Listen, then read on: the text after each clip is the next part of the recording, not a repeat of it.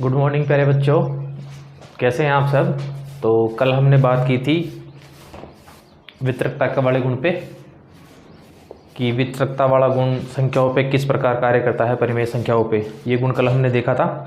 और बच्चों आज हम बात करेंगे प्रश्नावली 1.1 की।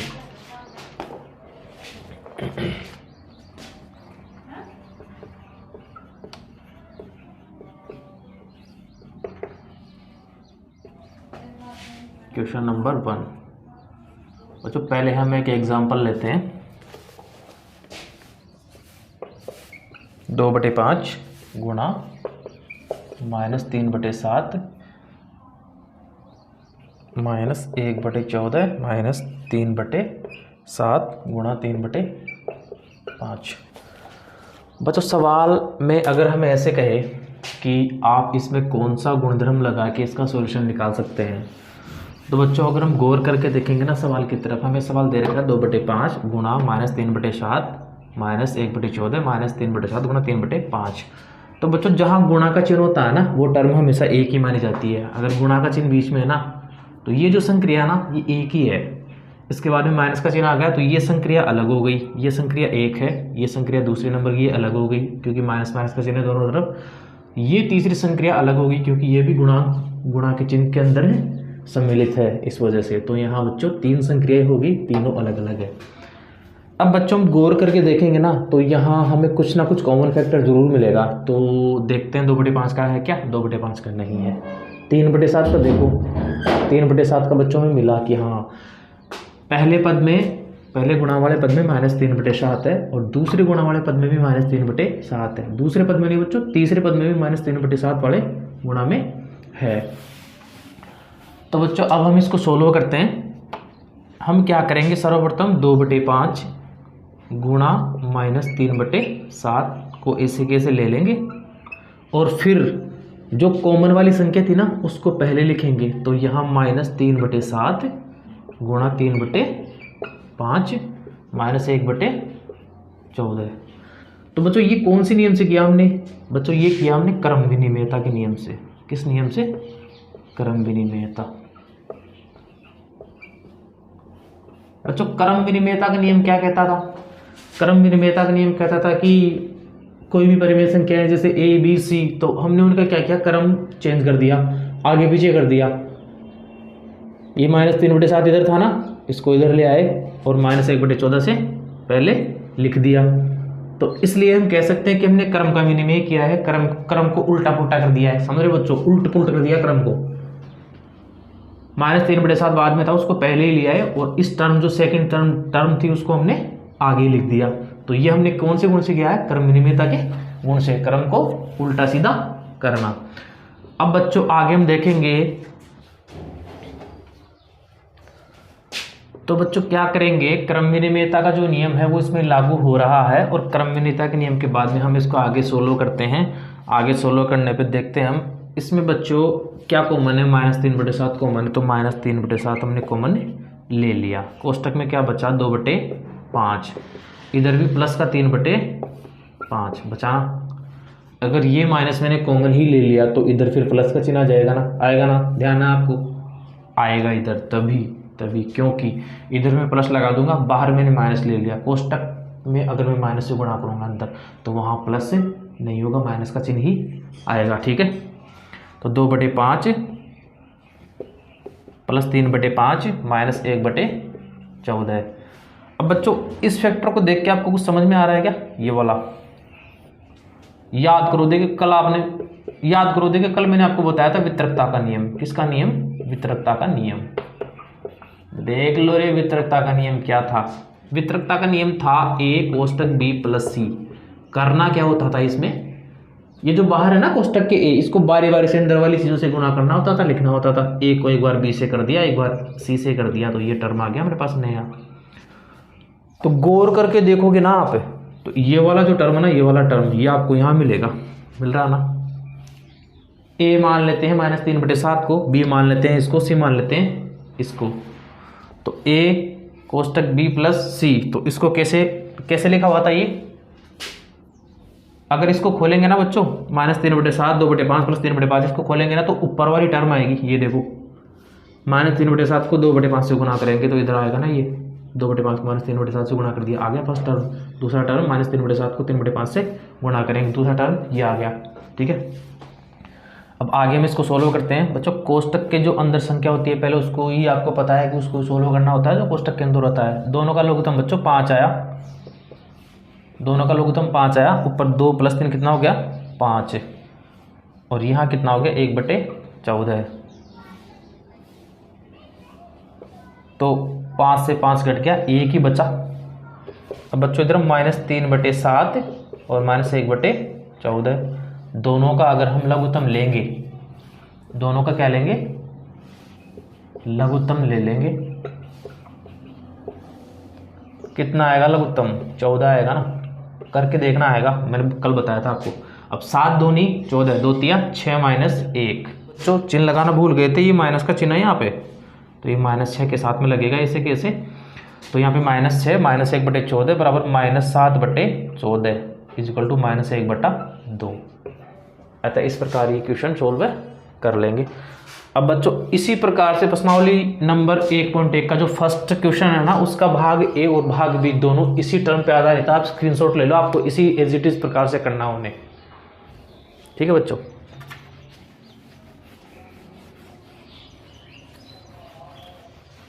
अगर मैं क्वेश्चन फर्स्ट की बात करूं अब, तो क्वेश्चन फर्स्ट हमें दे रखा है प्रश्नावली 1.1 का। प्रश्नावली 1.1 का क्वेश्चन नंबर फर्स्ट हमें जो दे रखा है वो ऐसा है, -2/3 गुणा 3/5 प्लस 5/2 -3/5 गुणा 1/6। ये दे रखा है बच्चों में -2/3 गुणा 3/5 प्लस 5/2 -3/5 गुणा 1/6। ये क्वेश्चन हमें दे रखा है और बताया है कि उचित गुणधर्म से इसको सोल्व करो। तो बच्चों अगर आपने संवर्त गुणधर्म, क्रम विनिमेयता गुणधर्म और साश्रय गुणधर्म अगर ध्यान से पढ़ा होगा तो आपको अपनी ही आंखों से, किसी दूसरे की नहीं, अपनी ही आंखों से इस क्वेश्चन में कुछ ना कुछ देखने को मिलेगा, रिलेट करेगा, संबंध बनाएगा अपने आप ही कि हाँ यार इसमें क्रम विनिमेयता लग रहा है, साश्रयता लग रहा है या संवर्त लग रहा है।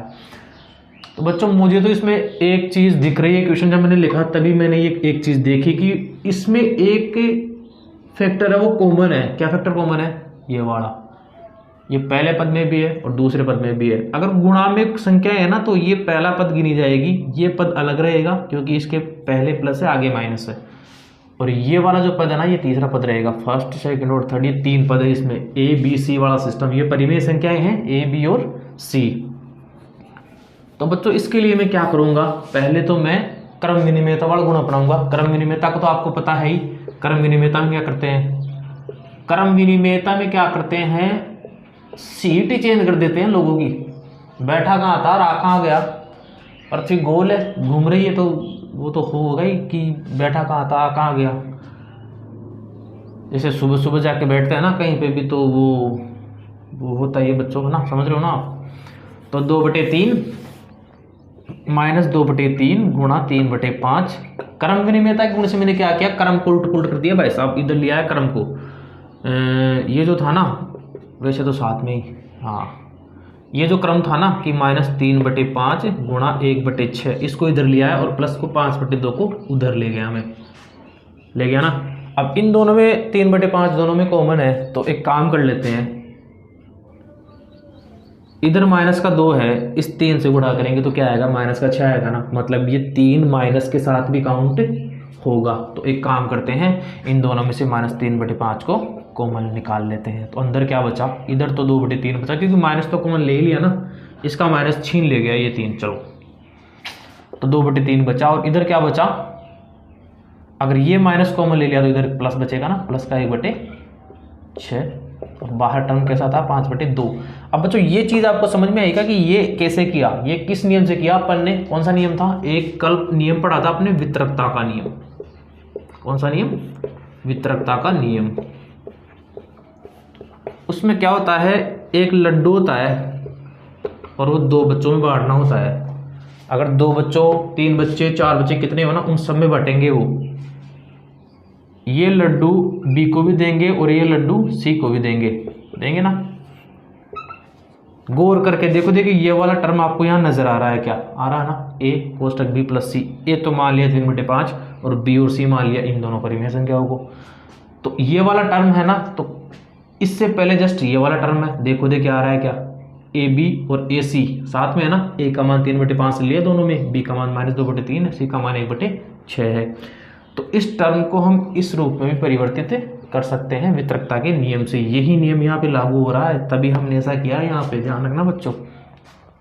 चलो इसको 16 कर देते हैं, -3/5 कोष्टक में 3 और 6 का लसे 6, और अब 3 का भाग लगाएंगे लघुत्तम में, 3 दूनी 6, 2 और 2 कितना हो गया 4, गुणा करने पे बच्चों, जोड़ने पे नहीं। 6 का 6 भाग लगाएंगे, एक बार भागफल जो है उसको अंश से गुणा करेंगे, यहाँ 1 + 5/2 -3/5 कोष्टक में कितना आ गया 5/6 और +5/2। -3 को 5 से गुणा करेंगे, 5 को 6 से गुणा करेंगे। इस तो एक काम करते हैं ना, अगर गुणा में है दोनों गुणा में है तो इनको काट ही देंगे। अब आप इधर से इधर काटोगे ना तो नहीं कटेगा, क्योंकि बीच में प्लस का चिन्ह है और प्लस में ऐड होता है, कटने का काम नहीं होता है। इस 5 से इस 5 को काट दिया, 3 से 6 को काटो तो यहाँ 2 आ गए, तो -1/2 बच गया इधर, +5/2 बच गया उधर। दोनों का लघुत्तम कितना आया 2, इधर तो कितना है -1 और इधर प्लस का 5, तो कितना आ गया 4/2 = 2। अब मेरे को तो लगता नहीं रही उत्तर सही आ रहा है, ये गलत हो गया दिखता है अपना।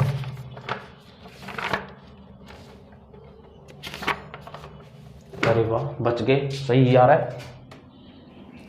तो 4/2 = 2 हो गया ना। तो ये बच्चों पहला उदाहरण है अपना, ये बच्चों पहला क्वेश्चन अपना प्रश्नावली 1.1 का जो आपको बता दिया है मैंने। अब इसका जो दूसरा भाग है पहले क्वेश्चन का, वो आपको खुद को करना है, आप इसका स्क्रीनशॉट ले सकते हैं। अब बच्चों बात करते हैं क्वेश्चन नंबर 2 की। क्वेश्चन नंबर 2 की बात करते हैं। इसमें हमसे पूछा है कि निम्नलिखित में से प्रत्येक की योज्य प्रतिलोम ज्ञात कीजिए। योज्य प्रतिलोम तो पहला है 2/8। बच्चों कल मैंने आपको बताया था योज्य प्रतिलोम में क्या होता है। योज्य प्रतिलोम का अर्थ होता है उल्टा, और योज्य यानी योग के लिए या योग के समान। योज्य यानी योग के लिए या योग के समान, और प्रतिलोम का मतलब उल्टा कर दो।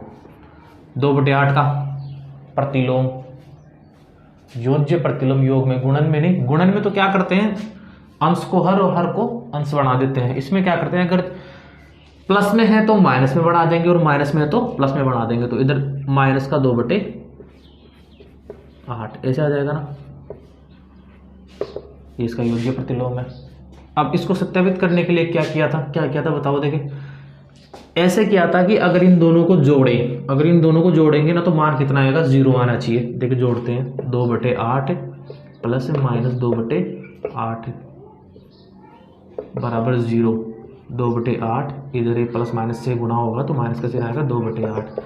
तो बच्चों ये तो आपको दिख ही रहा है, करने की जरूरत ही नहीं आएगी कि 2/8 - 2/8 तो ये तो 0 होगा ही होगा। अतः हम कह सकते हैं कि 2/8 का योज्य प्रतिलोम -2/8 ही होगा। अगला है बच्चों सेकंड नंबर आप करोगे, दूसरे का बी आप करोगे, सी में आपको बता देता हूं -6/5 -6/5 का योज्य प्रतिलोम। जब बच्चों ऊपर नीचे दोनों तरफ माइनस के चिन्ह हो ना तो उन दोनों को क्या है मिला देते हैं, यानी कि वो चिन्ह क्या मान्य हो जाता है प्लस का। या तो इसको इससे काट दो, एक सिस्टम तो ये है, या फिर इसको +6/5 में इस रूप में लिख दो। ऊपर भी अगर अंश में माइनस है और हर में माइनस है, दोनों तरफ माइनस है, तो वो माइनस के चिन्ह मिलके प्लस का चिन्ह उत्पादित कर देंगे। तो इधर भी माइनस का इधर भी माइनस का, दोनों को मिला के क्या बना दिया प्लस का चिन्ह बना दिया। कितना हो गया प्लस का 6/5। अब प्लस के 6/5 ये हमारे पास अब सवाल है कि प्लस के 6/5 को हम योज्य प्रतिलोम में कैसे लिखेंगे। तो यहाँ प्लस का दे रखा है तो माइनस में चेंज करो ना यार, करो फिर इसको, ये लो -6/5 हो गया ना। ठीक है, अगला सवाल अगर हम देखें, जैसे मान लो डी आप खुद करोगे, ई मैं आपको बता देता हूँ। 19/6 19 बटे माइनस से अगर मैं इसका योज्य प्रतिलोम या आप इसका योज्य प्रतिलोम ज्ञात करोगे तो क्या क्या होगा, इधर माइनस का है तो वो किसका हो जाएगा, प्लस का। तो क्या 19 बटे 6 हो जाएगा किसका, बिल्कुल बच्चों 19 बटे 6 ही इसका होगा। बच्चों क्वेश्चन नंबर 3 है वो है सत्यापित करने वाला क्वेश्चन। सत्यापित करने वाला क्वेश्चन, सत्यापित का मतलब होता है कि हमें देखना है कि वास्तव में ऐसा है क्या। सत्यापन करवाते हैं ना किसी चीज़ का सत्यापन, अभी तो आजकल तो क्या वो अंगूठे से हो रहा है सत्यापन, बायोमेट्रिक होगा, पेंशन लेने जाओ तो सत्यापन कराओ, बैंक में भी आजकल तो खातों में वो ये सत्यापन करवाना पड़ता है भाई अंगूठा लगा के। तो सत्यापन होता है कि हाँ कि वास्तव में बंदा मर गया है जिंदा है, तो वो सत्यापन होता है। गणित में सत्यापन अलग तरीके से होता है, गणित में सत्यापन देखते हैं कि ये कह रहा है जो सही है कि नहीं है, वो वाली चीज़ देखनी होती है। तो x बराबर 11 बटे 15, क्वेश्चन नंबर 3 है x बराबर 11 बटे 15, क्या है x बराबर 11 बटे 15। अब इसने बोला कि इसने बोला कि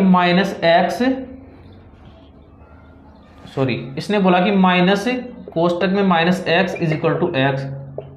तो बच्चों ये जो समीकरण है क्या ये सही है क्या, पहले ये बताओ।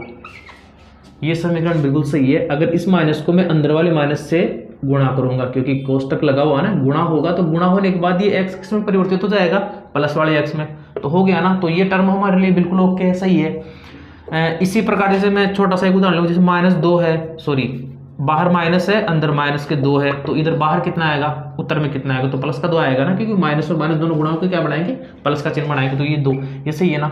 अब इसने दे रखा है कि x बराबर 11 बटे 15 है, x बराबर 11 बटे 15 है। तो चलो इस x का मान यहाँ रख के देखते हैं, माइनस का चिन्ह एज इट इज, फिर माइनस का चिन्ह एज इट इज, और फिर x का मान कितना है 11 बटे 15।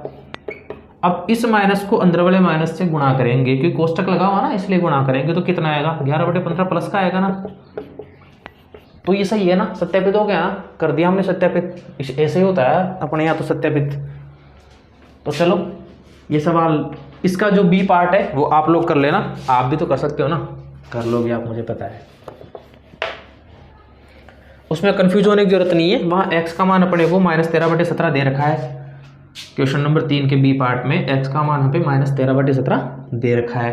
तो -13 बटे 17 के लिए क्या करेंगे, वही माइनस का चिन्ह पहले, फिर माइनस का चिन्ह अंदर, फिर x में एक माइनस का चिन्ह और लगेगा, साथ में लगेगा ना। तो बता देता हूँ क्वेश्चन नंबर 3 का बी है, उसमें दे रखा है x बराबर -13 बटे 17। अब अगर वो जो सूत्र था हमारे पास कि minus x is equal to x, तो इसमें अगर मान रख के देखते हो, माइनस का चिन्ह ऐसे कैसे, अंदर माइनस का चिन्ह, अब एक्स का मान भी वैसा माइनस में 13 बटे 17। तो यहाँ कोष्टक वो जो था ना मंझला, वो काम आएगा ऐसे वाला, क्योंकि अंदर एक छोटा कोष्टक पहले से लगाना पड़ रहा है, तो ये मंझला कोष्टक काम आएगा। पहले तो इस कोष्टक वाली संख्या 16 होगी अंदर, ये माइनस का चिन्ह इस चिन्ह से गुणा होगा, तो किस में हो जाएगा, ये प्लस में हो जाएगा ना, प्लस का 13 बटे 17। अब वापस इस प्लस को इस माइनस के चिन्ह से गुणा करेंगे बाहर, तो फिर ये माइनस में 13 बटे 17 हो जाएगा। अतः हम कह सकते हैं कि x का मान -13 बटे 17 ही आएगा, क्योंकि हमने सत्यापित कर दिया है इस सूत्र में मान रख के। इस सूत्र में रख रहे हैं मान, देख लेना बच्चों। अगला सवाल जो है क्वेश्चन नंबर 4, तो बच्चों इसमें है निम्नलिखित में गुणात्मक प्रतिलोम ज्ञात कीजिए। गुणात्मक प्रतिलोम क्या होता था बच्चों, गुणात्मक प्रतिलोम क्या होता था, एक परिमेय संख्या है 1/2, तो इसका गुणात्मक प्रतिलोम कितना हो गया 2/1। ये माने गुणात्मक प्रतिलोम में क्या करते थे, इस संख्या को प्रतिलोम मानी विपरीत कर देते थे, और दूसरी बात अंश को हर में ले जाते थे और हर को अंश की जगह लिख देते थे। इस प्रकार से गुणात्मक प्रतिलोम करते थे। और फिर इसका सत्यापन करने के लिए हम ऐसे करते थे कि जैसे मान लो आपने जो पहले संख्या ले रखी थी और आपने जो उत्तर निकाला है वो संख्या इन दोनों को गुणा करते ना, तो इसका मान 1 आएगा क्या, 2 को 1 से काट दिया तो 1 1 1 1, टोटल वैल्यू 1। अतः ये सही है, 1/2 का गुणात्मक प्रतिलोम क्या होगा 2/1। गुणा करके देख लेना आप, आपके पास जो उत्तर आया है और आपके पास जो पहले संख्या है ना, उन दोनों को गुणा करके देखेंगे तो आपको पता लग जाएगा कि अगर वैल्यू 1 हो रही है, अगर वैल्यू 1 हो रही है तो गुणात्मक प्रतिलोम आपका बिल्कुल सही होगा। तो देखते हैं -13 का गुणात्मक प्रतिलोम क्या है। अब बच्चों कुछ चीज़ें ऐसी होती है जो हमें दिखाई नहीं देती है लेकिन फिर भी होती है ना। इसमें वो चीज़ें -13 है। अब मैं गौर करके देखो ना तो -13/1 है ये असलियत में। क्यों? क्योंकि 1 का भाग 13 में लगाएंगे तो उत्तर 13 ही आएगा। तो क्या ये मैं इसे -13/1 भी लिख सकता हूँ? क्या लिख सकते हैं भाई साहब, सही कह रहे हो आप, लिख सकते हैं। अब मैं इसका गुणात्मक प्रतिलोम करूँ तो क्या होगा?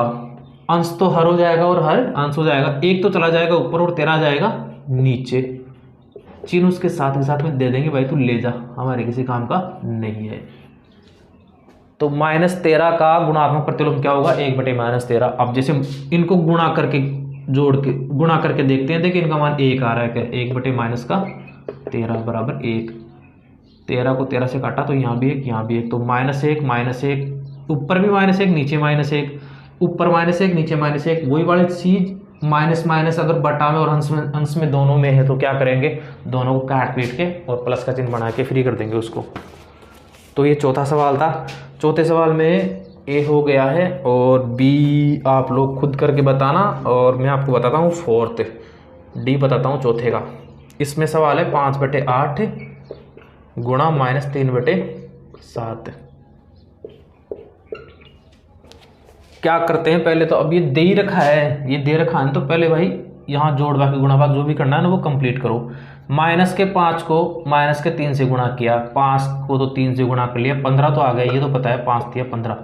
अब इस माइनस को माइनस से गुणा किया तो आपको पता ही है, मैंने आपको पिछली वाली क्लास में समझाया था कि माइनस को गुणा करते तो कौन सा चिन्ह आता है? प्लस का 15 और 8 7 56। अब मैं इसका गुणात्मक प्रतिलोम ज्ञात करूँ तो क्या होगा? 56 ऊपर आ जाएगा और 15 नीचे आ जाएगा। ये भी गुणात्मक प्रतिलोम सत्यापित करने के लिए क्या करेंगे? जो पहले दे रखा था 15/56 और जो हमारे पास उत्तर आया है 56/15 उसको गुणा कर लेंगे। गुणा करके देखिए 1 आ रहा है क्या? सब चीज़ें कट जाएंगी और 1 ही आएगा। मतलब इस संख्या का गुणात्मक प्रतिलोम 56/15 सही है। चौथे क्वेश्चन में, चौथे का 5वां और छठा, ये भी आप लोग ये करेंगे। अब हम बढ़ते हैं 5वें क्वेश्चन की ओर।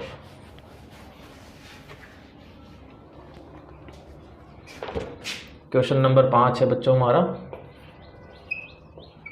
क्वेश्चन नंबर 5 में बच्चों में दे रखा है कि निम्नलिखित प्रत्येक में गुणन के अंतर्गत उपयोग किए गए गुणधर्म का नाम लिखिए। अब हमारे पास गुणधर्म 3 ही थे, समृद्ध गुणधर्म थे, साहचर्य गुणधर्म थे और क्रम विनिमय गुणधर्म थे।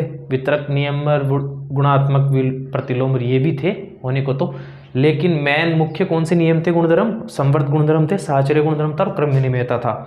सवाल इसमें हमें दे रखा है कि निम्नलिखित प्रत्येक में गुणन के अंतर्गत उपयोग किए गए गुणधर्म का नाम लिखिए। गुणन के अंतर्गत, तो गुणा के अंतर्गत एक दिया हुआ है, हमें उसमें देखना है कि ये क्रम विनिमय है, साहचर्य है या समृद्ध है। तो बच्चों क्वेश्चन नंबर 5 में पहला जो सवाल हमें दे रखा है वो सवाल है बच्चों कि -4/5 गुणा 1 बराबर 1 गुणा -4/5 बराबर 4/5। तो बच्चों गौर करके देखेंगे ना हम यहाँ, तो यहाँ पे हमें 1 नजर आ रहा है और 1 क्या है? गुणात्मक तत्समक। 1 क्या है? गुणात्मक तत्समक। गुणात्मक तत्समक क्या होता है? एक ऐसी संख्या है जिसको किससे भी गुणा करेंगे ना तो वो वैसा का वैसा ही रहेगा। तत्समक का अर्थ मैंने आपको बता ही दिया था कि एज इट इज, जो जैसे था वैसा ही, और कोई चीज जैसी थी वैसे कैसे रहेगी? कोई भी संख्या है, जैसे 12 है तो 12 को हम सोच रहे हैं कि हमें 12 ही रखना है, लेकिन हमें किसी से गुणा भी करना है तो किससे करेंगे? 1 से कर देंगे गुणा, तो वो 12 की 12 रह जाएगी। समझ रहे हो? तो 1 क्या है यहाँ पे? गुणात्मक तत्समक है। तो 1 इस टर्म में भी है और 1 इस भाग में भी है, तो दोनों को गुणात्मक तत्समक के द्वारा 4/5 उत्तर में प्राप्त हुआ। तो हम कह देंगे कि इस क्वेश्चन में एक गुणात्मक तत्समक के रूप में काम में लिया गया है, क्योंकि इसका कोई फर्क नहीं पड़ रहा, वो संख्या एज इट इज ऐसे कैसे ही थी। ये -4/5 था बच्चों। अगला जो है वो था -13/17 गुणा -2/7 बराबर -2/7 गुणा -13/17।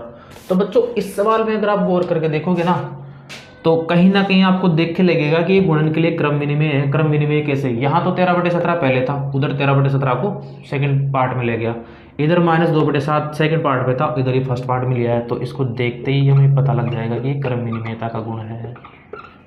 क्रम विनिमयता भी तो वही था बच्चा, गुण संख्याओं को आगे पीछे उल्टी पुल्टी कर देना, कर दिया ना इसने।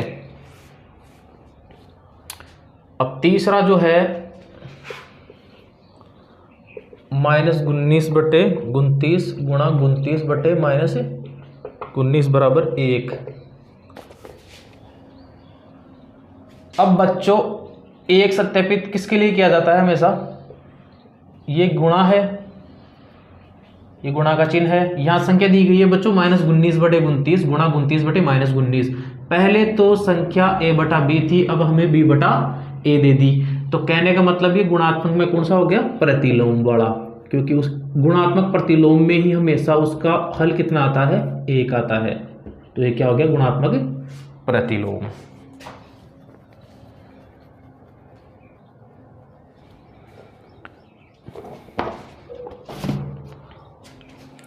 थैंक यू बच्चों, बाकी के सवाल हम कल की क्लास में देखेंगे। और अभी तक आप लोगों ने चैनल को सब्सक्राइब नहीं किया है तो मैं आपको अपने चैनल का नाम बता देता हूं, और आप कृपया जाके उस पर चैनल को सब्सक्राइब करें और नोटिफिकेशन जल्दी से जल्दी प्राप्त करें। VD maths point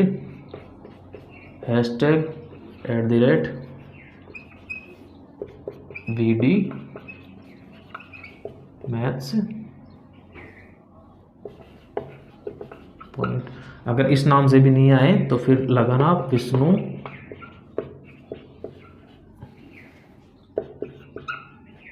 Dutt सोकरिया। तो बच्चों ये तीनों एक ही चैनल के नाम है, जो भी आपको सर्चिंग में मिले बच्चों आप उसी को सब्सक्राइब और लाइक कर देना, सब्सक्राइब एंड लाइक कर देना, और कमेंट करके ज़रूर बताना कि बच्चों पढ़ाई कैसी चल रही है आप लोगों की। ठीक है बच्चों, धन्यवाद।